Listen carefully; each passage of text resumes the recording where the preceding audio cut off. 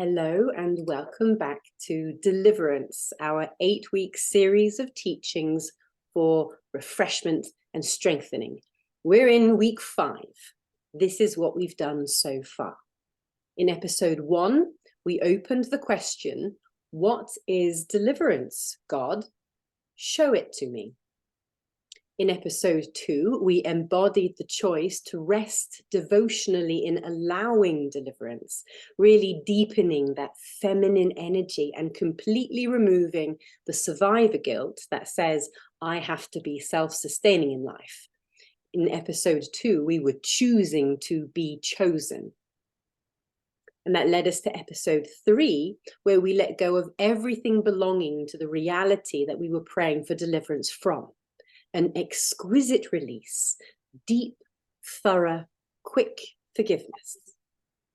In episode 4, we were therefore free to expand into the higher reality of experience, an expansion that occurs not by linear conquest, but by being in the vine that always flourishes. And we said yes to that. Now, P.S., if you haven't seen the previous episodes, drop a heart emoji wherever you are in the comments, and I'll make sure you get a link to the playlist, because these teachings are stacked energetically on top of each other. So the sequence matters. So energetically, then, you could therefore say that we are now in a place in this teaching series, in our growth, in our participation and engagement with this game we're playing called Deliverance, we're now in a place that's like flowing on the river with its currents and along its structure. So now we get to use the rudder and the sail. Now remember, deliverance is an intimately magical and mysterious gift from a dependable, omnipresent Father who loves you all the time, even when you've been saved from rock bottom and now find yourself on the surf. He still loves you even when you're doing amazing. So that's why deliverance doesn't end with zing, you're in a higher realm of consciousness, or boom, you've ascended across a spiritual threshold, or plop, I've pulled you out of the mud. Deliverance doesn't end there. Deliverance continues into your mastery. He's still with you. So it's logical now that you're in expansion, that you need your mental acuity and your cognitive mastery to click in quick, because you're in a higher level of awareness. And unless you take the rudder and sail, you're going to fall in again. And also, now that you are in the vine and overflowing, you are now a deliverer. You are now a Baptist. It's in your energy field. You are a vibrational witness of God. So you have a lot of power now that you're working with. But the basal ganglia in your brain is going to default to ingrained patterns of thinking and feeling and behavior. Whatever was reality for you in the lower level that you've just been delivered from, that's still in your body. So even though you've been delivered into a higher reality, for a while, your body and your consciousness don't match. And you need to be sovereign in this relationship while the body catches up. If you keep telling the old story, using the same language, repainting reality with all your old brushes and all your old paints, then you'll recreate the thing that you've just been delivered from. This is your free will. So one of the ways that you can harness the flow instead of falling back in is with your mastery of language. So here we are at episode 5, and our topic is painting with words. To gain mastery of your words, to be one massive step closer to mastery of mind. So there are a couple of contexts in which we'll be listening to this teaching. The first context is your mastery of language in relation to your responsibility to create only more love. This is your ascension, and this is what you've said yes to by stepping onto the Great Commission. So this is the first context, is how are you using language in relation to your ascension? And the second context is your mastery of language in relationship, especially in relationship with partners, companions, your beloved spouse. This is your devotion. Context 1, your language in relation to ascension. Context 2, your language in relation to devotion.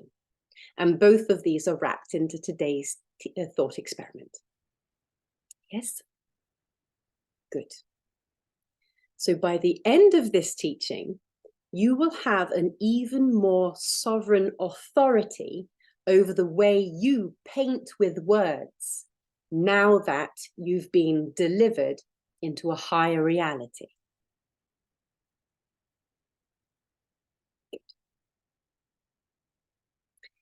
So one of the miraculous ways that Jesus Christ told us that when we step onto the Great Commission, this is how we recognize each other as enlightened sovereign masters on this way. He said we will speak in new languages. That's Mark chapter 16, verse 17. But the word new in this context suggests a newness of quality, not like a chronological newness, right? Which is the Greek word kainos.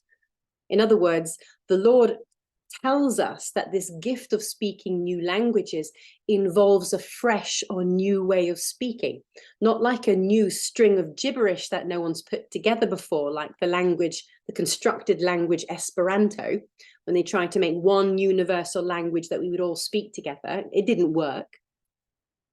We're talking instead about a regenerating, refreshing way of word. And of course, light language and the miracle of tongues is a very real transmission experience for many.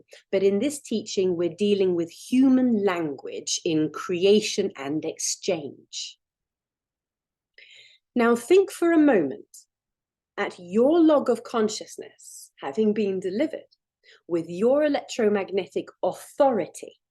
Consider how important it is that you really claim the reins in your spoken language. There is so much power in your words, more than most people. According to David Hawkins, greatest consciousness researcher in the universe, according to David Hawkins, his research showed that only 4% of the population will have come to terms with this level of vibrational authority that you are training in now. Only 4%.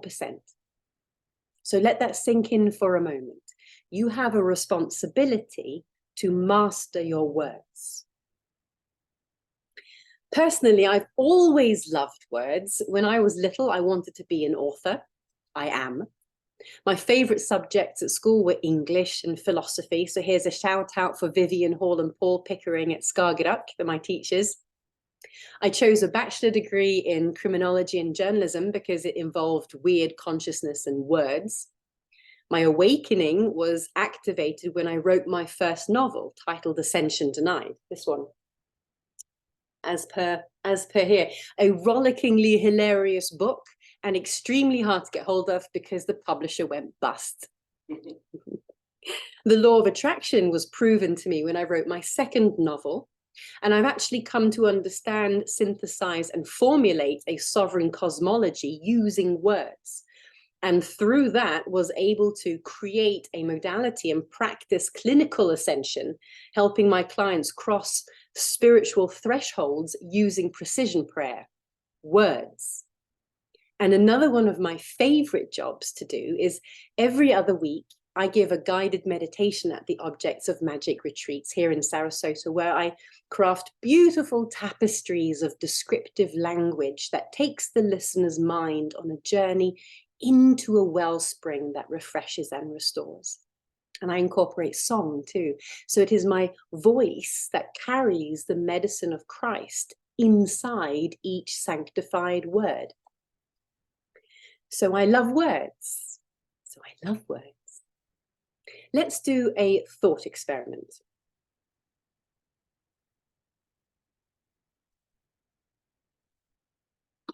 This is John, chapter 1, verses 1 to 5.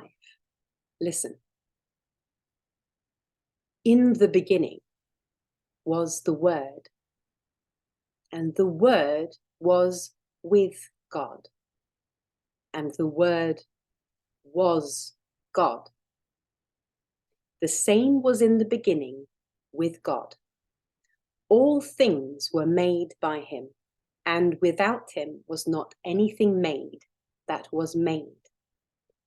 In him was life, and the life was the light of men. And the light shineth in the darkness, and the darkness comprehends it not.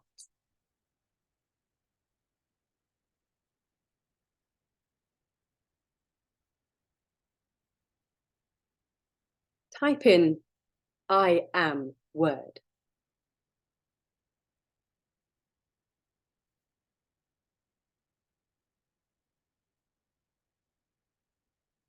Word is the only thing ever created.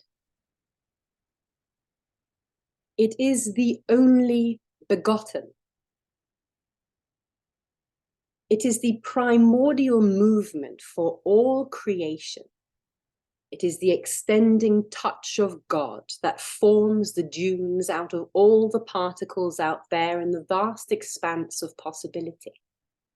And word is what moves reality right here in my humble heart.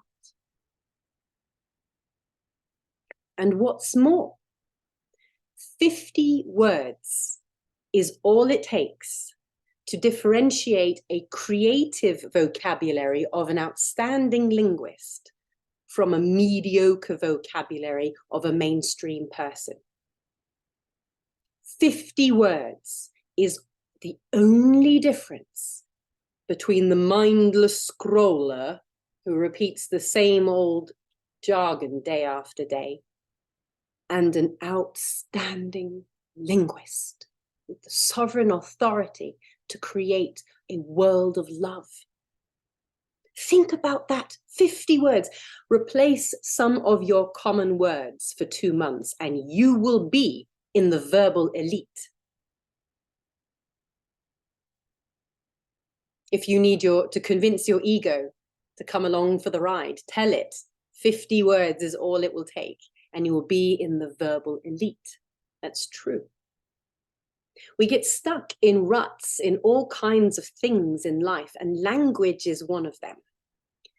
My lovely husband told me a story this morning about how he had made a small mistake at work last night. Just a small mistake, one which vanished immediately because it was so easily rectified.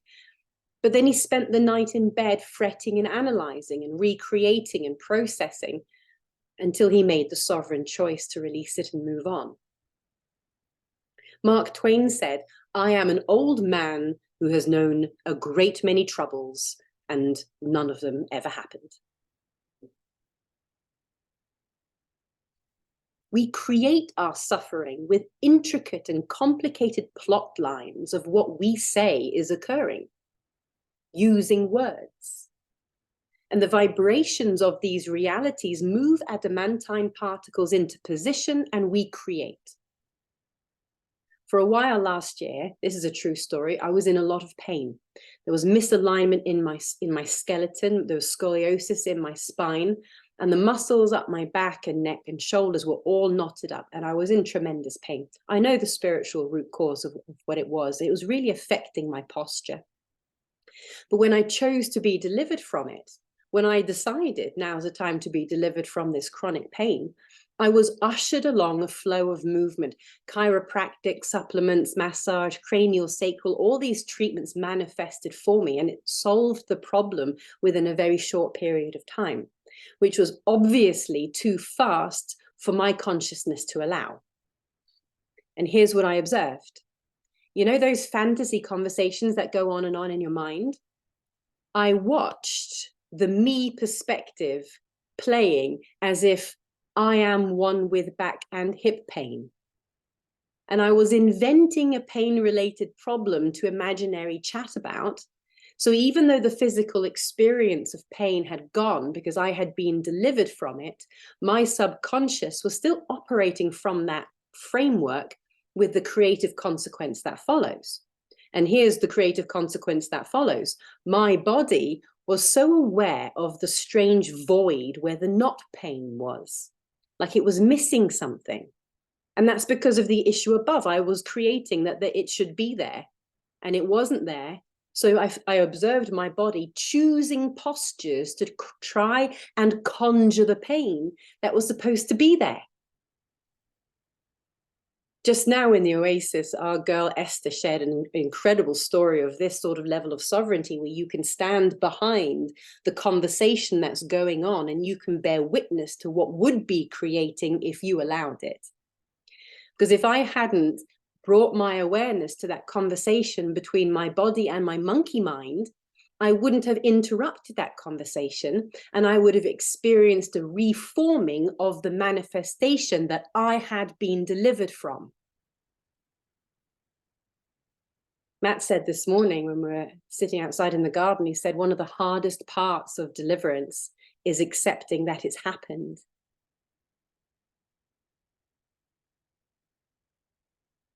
If you've been delivered from untrustworthy men, stop telling the universe that men are untrustworthy. If you've been delivered from pain, stop telling the universe that you're the one who's always in pain. If you've been delivered from wearing that awful smelly cape of shame, stop dragging it around to show everyone where you've come from. If you've been delivered into the kingdom, stop creating that everyone is being oppressed by the elite evil Illuminati and the world is crumbling and we're all under attack from vaccines, socialism, pro-lifers, pro-choices, gluten, 5G, LGBTQ and Ron DeSantis and everyone else who doesn't think like me. Narrative is creative, but it is not creator.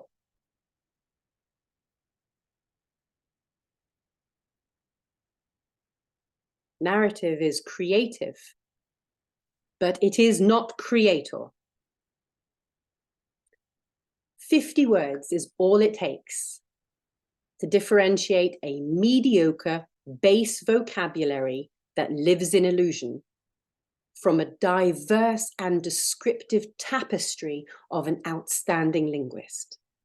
50 words and you'll be in the verbal elite. Are you in the verbal elite? Are you precisely choosing and eloquently sanctifying each word you use? If the answer is yes, or if you want it to be yes, type this in. I am in the verbal elite. I am the verbal elite.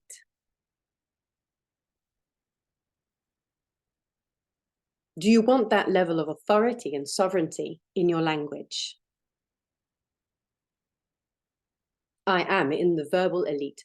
Amen. And so it is, and so we let it be.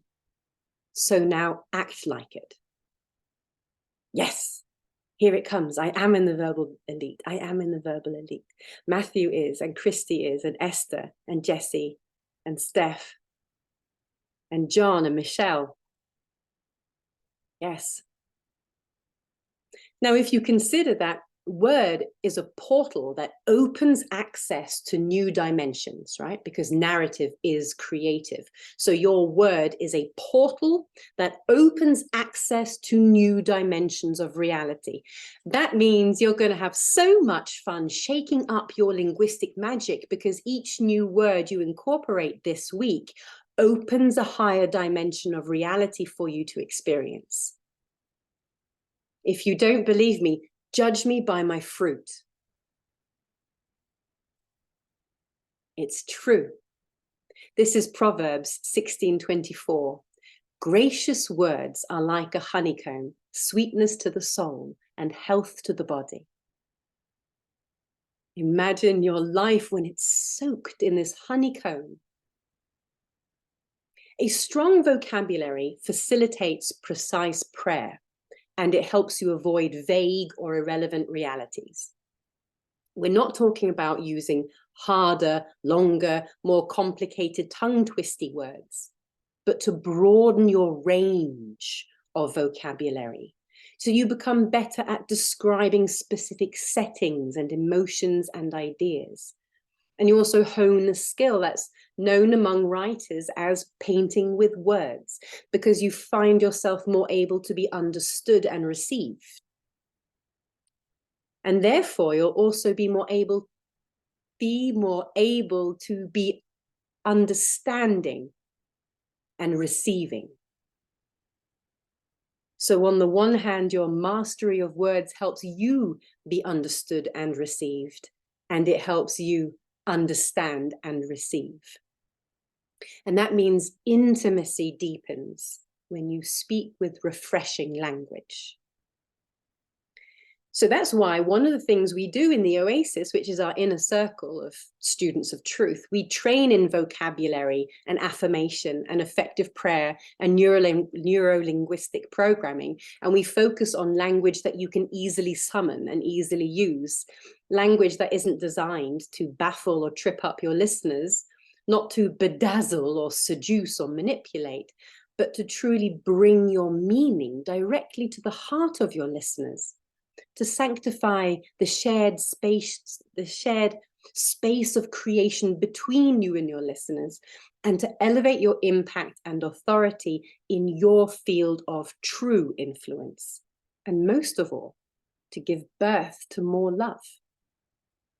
This is Proverbs 20:15.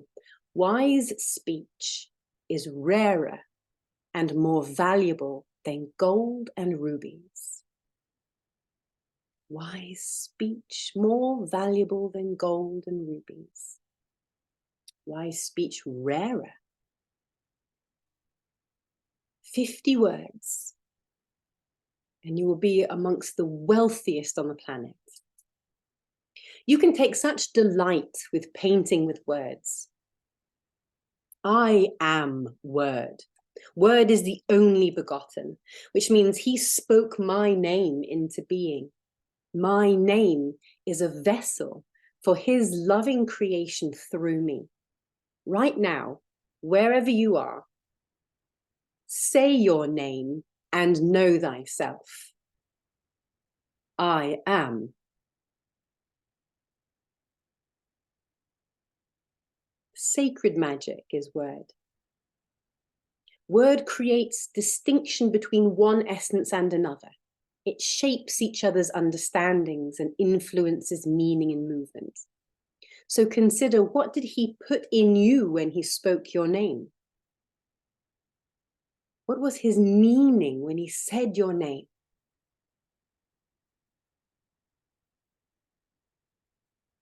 I am Esther, says Esther. What glorious, beautiful meaning fills your vessel from the heart of God. Think of that. Knowing your name is a word spoken by the Most High, by the truest, the most loving and divine genius knowing. Hosanna in the highest, a jubilation to the glory of God. In that vibration, what does your name mean? Say your name again the way he says it.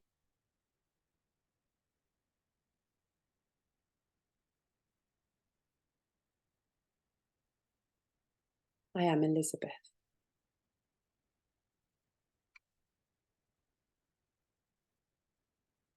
I am love, says John.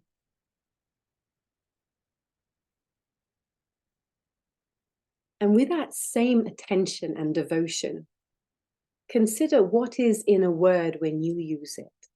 What do you put in your words when you say them? How much love can you fill each word with? And then speak. Then it isn't your language crafting the essence of the thing, It's your essence crafting the world. So to be sovereign, then, is to be in the glory of that unique, beautiful meaning that fills your vessel. To be in the essence of that thoroughly gorgeous and wonderfully made child of God that you are. And to let that meaning fill your words and extend your special essence further into the body of Christ, making magic ripple into sand dunes of marvelous tales of the Most High. And remember that your truest essence isn't something that's locked in time in the past, back when you were a pure child before all of your traumas and failures and battles and scars and shit. It's not hidden somewhere underneath layers of false identities and ego. Those are all part of it. Those are all holy. And what you embody in your soul's wisdom is a never-ending golden strand in your essence. Think about how important your faith is. Your faith is in every word you speak. Your relationship with God is in every one of your movements. And that means that every one of your movements becomes the gospel. It becomes the promise of a happy ending. Right now, this one that you are in your truest essence, the one that he made you to be. And that is in every word that you speak. You're imparting more healing into the world than you realize. Even your negative words are mostly very, very positive. And you're doing much less harm than you think with your little tantrums because you have such a strong field of love. You just have to remember it. And finally, word magic is not about getting what you want. It's not about playing like a child in the sandbox. It's not about crafting, increase my salary by 75% by October 14th. It's not about that. It's not about lining your pockets. It's not about manipulating others to come into agreement or alignment with what you want. No. Word magic is a vast and glorious ordination to pour God's love through your essence in the most marvelous and terrifying ways. To stand on the mountain and proclaim your faith. To speak your name and tell them the truth, that there is only love and life. And then it looks like this. Right here. Right now. This is the Word. This is the Father in the Son. Don't obsess over choosing every single word or eliminating this or that, though.